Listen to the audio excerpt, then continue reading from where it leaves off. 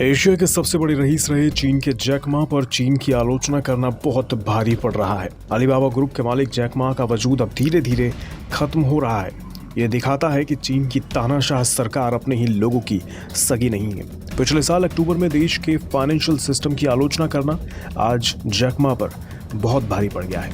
महज एक साल में उनकी आधी से ज्यादा दौलत घट चुकी है। उनका कारोबार तबाह हो चुका है। अलीबाबा ग्रुप की वैल्यूएशन धीरे धीरे गर्त में जा रही है।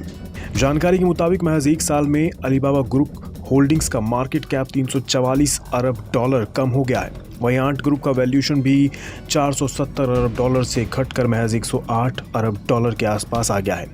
देश के फाइनेंशियल सिस्टम की आलोचना करने पर चीन की सरकार ने उनकी कंपनी अलीबाबा ग्रुप होल्डिंग्स के खिलाफ मोर्चा खोल दिया। दरअसल जैक मा ने चीन की सरकार से व्यवसाय में नई चीजें शुरू करने के प्रयास को दबाने की कोशिश न करने को कहा था। इतना ही नहीं, उन्होंने वैश्विक बैंकिंग नियमों को बुजुर्गों का क्लब करार दे दिया था। उनकी ये टिप्पणी चीन की कम्युनिस्ट पार्टी को रास नहीं आई, तो उसके बाद से ही उनके बुरे दिन शुरू हो गए। धीरे धीरे उनकी कंपनी को निशाना बनाया जाने लगा। पहला निशाना बनी दुनिया की सबसे बड़ी फिनटेक कंपनी एंट ग्रुप। बीते साल एंट ग्रुप का आईपीओ आना था, लेकिन एंड मौके पर आईपीओ कैंसिल हो गया। नवंबर में उनके एंट ग्रुप के करोड़ों डॉलर के आईपीओ को सस्पेंड कर दिया गया।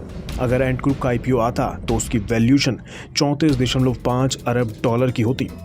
ब्लूमबर्ग के आंकड़ों के मुताबिक पिछले एक साल में पूरी दुनिया में शेयर होल्डर्स वैल्यू का सबसे ज्यादा नुकसान अलीबाबा ग्रुप को हुआ है। वहीं एंट ग्रुप के आईपीओ का कैंसिल होना जैक मा के नुकसान की सबसे बड़ी वजह बना है।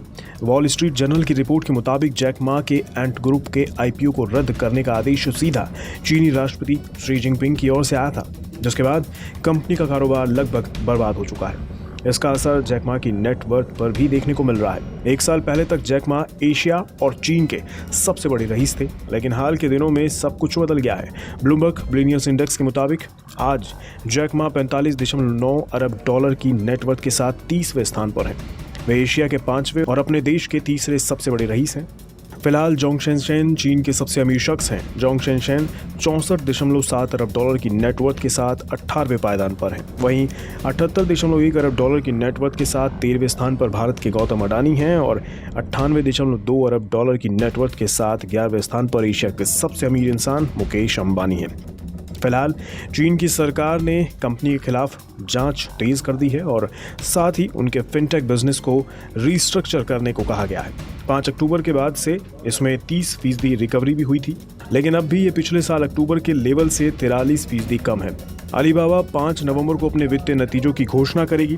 अलीबाबा के शेयर में गिरावट से जैक मा की नेटवर्थ में भी गिरावट देखी गई है। एक वक्त वे रिलायंस इंडस्ट्रीज के मुकेश अंबानी को पछाड़कर एशिया के सबसे रईस व्यक्ति बने थे, लेकिन आज वे दुनिया के अमीरों की लिस्ट में 30वें स्थान पर आ गए हैं और अंबानी पहले और दुनिया के 11वें नंबर के रईस बन गए हैं।